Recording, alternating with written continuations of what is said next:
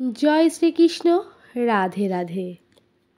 আগামী মঙ্গলবার 2025 সালের 5ই আগস্ট পালিত হবে পবিত্র রোপণী বা পুত্রদা একাদশী। সনাতন হিন্দু সম্প্রদায়ের একাদশী তিথিকে শুভ বলেই মনে করা হয়েছে। এই একাদশী ব্রত পালন করলে সুখ, সমৃদ্ধি এবং পুত্র সন্তান লাভ করতে পারবেন।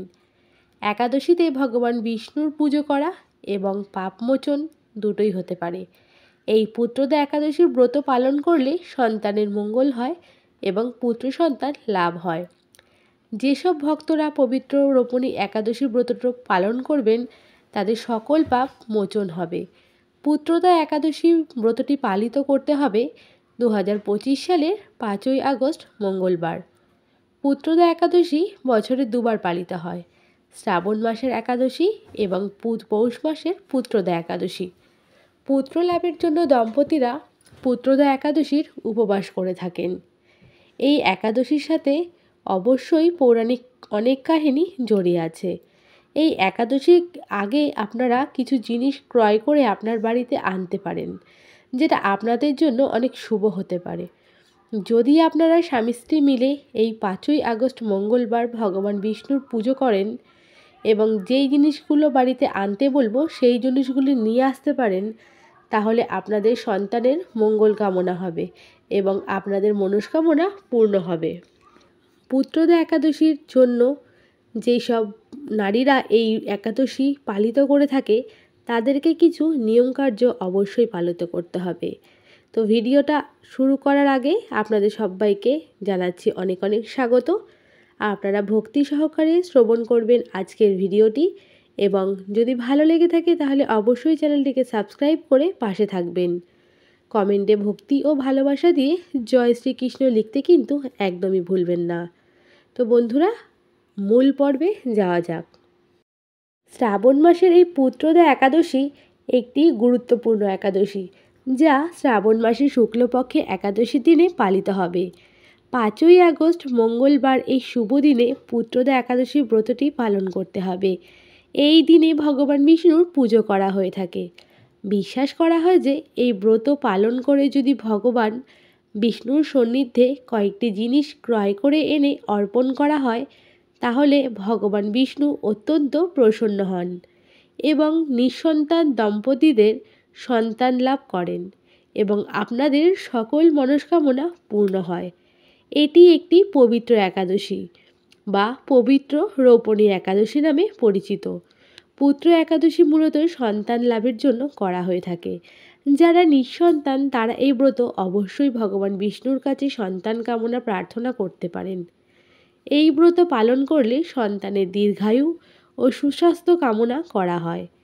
পুত্রদা একাদশীর দিন বিষ্ণুর পুজো ও উপবাস করলে সমস্ত পাপ থেকে মুক্তি পাওয়া যায় এবং আপনাদের বাধা বিপত্তি কেটে যায়, মোক্ষ লাভ করা যায়। এই ব্রত পালন করলে বাজপেয়ী যজ্ঞের সমান পূর্ণ লাভ করা যায়। এটি সন্তানের দীর্ঘায়ু এবং সুস্বাস্থ্যের জন্য এই পুত্রদা একাদশী ব্রতটি অত্যন্ত গুরুত্বপূর্ণ। এই দিনে বিষ্ণু পুজোর দান ধ্যান করলে সকল মনস্কামনা আপনাদের পূর্ণ হবে। পুত্রদা একাদশী ব্রত সন্তান ধারণের জন্য শ্রেষ্ঠ উপবাস বলে মনে করা হয়েছে।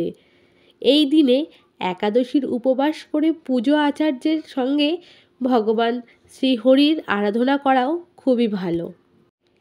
এই দিন পাশাপাশি পরিবারের সুখ সমৃদ্ধি এবং সন্তান সুখ লাভের জন্য আপনারা পুত্রদা একাদশীর অবশ্যই ব্রত পালন করতে পারেন এবং কয়েকটি জিনিস ক্রয় করে আনুন, তা পরিবারের সুখে ভরে আসবে। তার অবশ্যই আপনারা শ্রবণ করবেন পুত্রদা একাদশীর দিন কী কী কাজ করবেন, তা অত্যন্ত গুরুত্বপূর্ণ। এবং এই বছর পুত্রদা একাদশী ব্রতটি পালিত হচ্ছে 5ই আগস্ট মঙ্গলবার, অর্থাৎ শ্রাবণ মাসের তৃতীয় সোমবারের ঠিক পরের দিন। এই দিন আচারবিধি মেনে পুজো করলে পুত্রদা একাদশী ব্রতটি সকল ভক্তরা অবশ্যই পালন করবেন। অবশ্যই যে সকল ভক্তদের নিঃসন্তান রয়েছে তারা অবশ্যই স্বামী স্ত্রী দুইজনে মিলেই কিন্তু এই ব্রতটি পালন করবেন। ভক্তি, ভালোবাসা, শ্রদ্ধা দিয়ে একাদশীর দিনে ভগবান বিষ্ণুর পুজো করলে ভগবান কিন্তু খুব সহজেই প্রসন্ন হয়। এবং অবশ্যই বিষ্ণুর নাম জপ করে লীলা কীর্তন করতে এই দিন কিন্তু একদমই ভুলবেন না। পুত্রদা একাদশীর উপবাস শুভ দিনে তুলসীমালা সহ গোপাল নামের জপ করুন। এই প্রতিকার শিশুদের জন্য অত্যন্ত শুভ হতে পারে। অর্থাৎ যাদের যাদের বাড়িতে গোপাল রয়েছে তারা কিন্তু এই একাদশীর দিনে তুলসী মালা দিয়ে বিষ্ণুর নামের সাথে সাথে অবশ্যই গোপাল রানীর জপ করবেন। আর এছাড়া রাধারানীর নামও কিন্তু এই দিনে জপ করতে ভুলবেন না। এই দিনে বিষ্ণুর সহস্রনাম পাঠ করতে হবে। এটি করলেই ঘর থেকে সমস্ত নেতিবাচক শক্তি দূর হবে এবং জীবনে থাকবে সুখ সমৃদ্ধি। পুত্রদা একাদশীর দিন ভগবান বিষ্ণুকে হলুদ ফুলের মালা অবশ্যই অর্পণ করবেন। এই সময় ভগবানের গায়ে চন্দনের তিলক লাগাতে হবে। তার পাশাপাশি অবশ্যই শিশুদের মাথায় তিলক লাগাতে একদমই ভুলবেন না। এতে তাদের মানসিক চাপ কম হয়। এই সময় বাচ্চাদের সঙ্গে পদ্ধতিগতভাবে ভগবান বিষ্ণুর পুজো করুন। বিদ্যাযন্ত্র স্থাপন করুন। এতে করে পড়াশোনার যা সমস্যা তা খুব সহজেই দূর হয়ে যাবে। আর অবশ্যই শ্রবণ করবেন এই দিনে পুত্রদা একাদশীর দিন সন্তান লাভের জন্য যে কোনো 5টি জিনিস আপনার বাড়িতে ক্রয় করে আনতে হবে।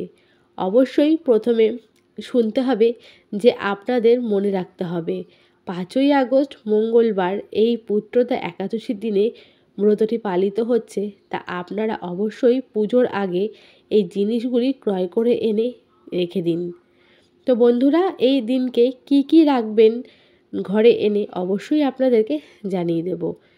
সমস্ত জিনিস ফুল এবং গঙ্গা জল দিয়ে রেখে দিন। তারপর অবশ্যই বিষ্ণুর চরণে এগুলো অর্পণ করবেন।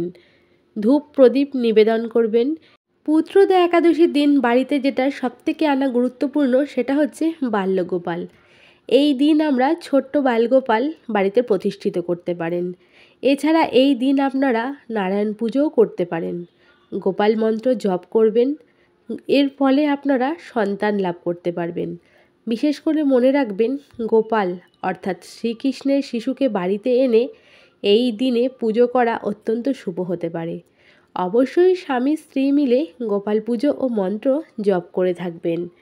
বন্ধুরা, যারা নিঃসন্তান দম্পতি তারা কিন্তু আজকের দিনে অবশ্যই গোপাল বাড়িতে আনবেন। ধর্মীয় বিশ্বাস অনুসারে এই দিন বাল্যগোপালের পুজো করলে অত্যন্ত শুভ হতে পারে। তা অবশ্যই আপনারা বালগোপালের পুজো করে তার কাছে সন্তান লাভের প্রার্থনা করুন। অনেক দম্পতি মনে করেন গোপাল পুজো মন্ত্র জপ করলে তিনি তাদের ওপর আশীর্বাদ বর্ষণ করেন এবং অনেক দম্পতিরাই কিন্তু আছে যারা বালগোপালকে নিজের সন্তান বলে মনে করেন। দ্বিতীয়টি হচ্ছে কামধেনু মূর্তি। এই পুত্রদা একাদশীর দিন কামধেনু মূর্তি কিনলে সন্তান লাভ হয়। এই ধারণাটি হিন্দু ধর্মে প্রচলিত একটি বিশ্বাস রয়েছে। কামধেনু যাকে ইচ্ছে পূরণকারী গরু হিসাবে ধরা হয়ে থাকে, যাকে সৌভাগ্য এবং সমৃদ্ধির প্রতীক হিসাবে পুজো করা হয়। অনেকেই বিশ্বাস করে যে এই পুত্রদা একাদশীর দিন কামধেনুর মূর্তি যদি বাড়িতে এনে পূজা অর্চনা করতে পারেন তা কিন্তু অত্যন্ত শুভ। আপনারা যদি কামধেনু গরুর মূর্তি না আনতে পারেন তাহলে কিন্তু যে কোনো সাদা গরুর ছবি কিংবা মূর্তি কিন্তু আজকের দিনে ঘরে আনতে পারেন। অবশ্যই বিষ্ণুর চরণে রেখে কামধেনু মূর্তি বা সাদা গরুর ছবি পুজো করবেন, যা স্বর্গ থেকে এসেছে বলেই কিন্তু মনা করে থাকে। এই বিশ্বাস করা হয় যে এই কামধেনু তার ভক্তদের সমস্ত ইচ্ছা পূরণ করতে পারে। কামধেনু মূর্তি ঘরে রাখলে সম্পদ, সুস্বাস্থ্য এবং সন্তান লাভের আশা করা হয়। কামধেনুকে তার বাছুর অর্থাৎ নন্দিনী সহ পুজো করা শুভ এবং এটি দেবী লক্ষ্মী, সরস্বতী, দুর্গার আশীর্বাদ নিয়ে কিন্তু আসে। পবিত্র একাদশীর দিনে আপনারা কামধেনু মূর্তিটি এনে বাড়ির উত্তর পূর্ব দিকে রেখে দেবেন।